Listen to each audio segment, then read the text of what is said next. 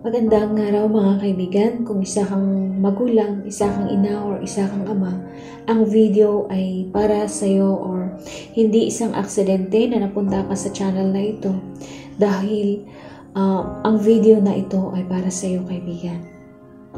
Maliwanag na may babala ang Biblia tungkol sa mga huling araw. At kung ikaw ay isang magulang, dapat iwasan natin o tiyakin natin na malayo ang mga anak natin sa impluensya ng mga ito. Sa 2 Timothy chapter 3, sabi dito, "Datapwat alamin mo ito, na sa mga huling araw ay darating ang mga panahong mapanganib, sapagkat ang mga tao'y magiging maibigin sa kanilang sarili, maibigin sa salapi, mayayabang, mga mapagmalaki, mapagtungayaw, masuwayin sa mga magulang, mga walang turing, mga walang kabanalan, walang katutubong pag-ibig, mga walang paglulubag, mga palabintagin, mga walang pagpigil sa sarili, mga mabangis, hindi mga maibigin sa mabuti, mga lilo, mga matitigas ang ulo, mga palalo, mga maibigin sa kalayawan kaysa mga maibigin sa Diyos, na may anyo ng kabanalan, datapwat tinagihan ang kapangyarihan nito, lumayo ka rin naman sa mga ito." Isa sa mga pinakamasikat ngayon ang K-pop group. Maraming humahanga at umiidolo ditong mga kabataan. Kinababaliwan nila ito at mas lalong pinapantasya. Ngunit ang kahumalingang ito ay naglalayo sa mga anak natin sa ating Diyos. Imbes na magkinig o magbasa sila sa salita ng Diyos, hindi, dahil masyado silang nahuhumaling sa mga K-pop idol nila. Kadalasan pa nga, sinasagot na nila ang kanilang mga magulang. Nawawala na sila ng respeto at tila mayroon silang sariling mundo. Tunay nga kapatid na tayo ay nasa huling araw at hindi maglalaoy babalik na ang ating Panginoong Hesus. Kaya sa ating mga magulang, dapat pagtuunan ang pansin ang mga pagkakahumaling ng ating mga anak sa mga makamundong idolo. Kung titingnan natin ang K-pop group, parang larawan sila ng masasaya, masisigla, at perpektong kabataan.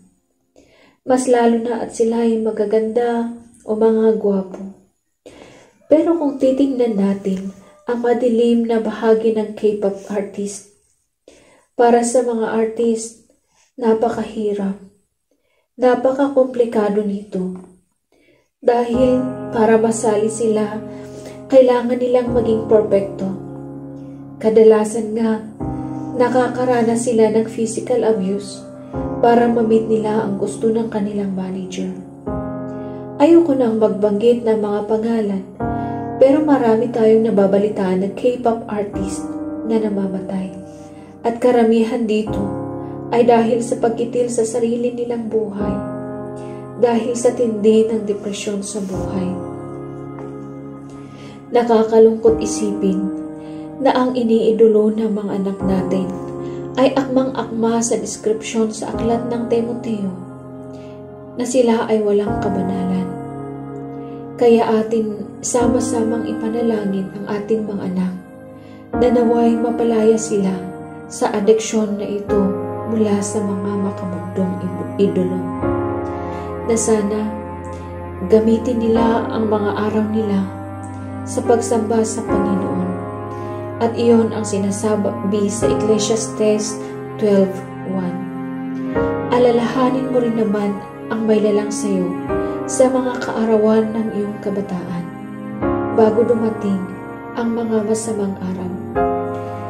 Kaya inaanyayahan kita kapatid na dumulog sa isang panalangin para sa ating mga anak o kaya kabataan sa ngayon. Aming Panginoong Diyos, Kami po ay sumasamo para sa aming mga kabataan ngayon na patuloy na nahuhumaling sa mga makamundong idolo. Alam po namin na napakalaking kasalanan ito sa iyong harapan.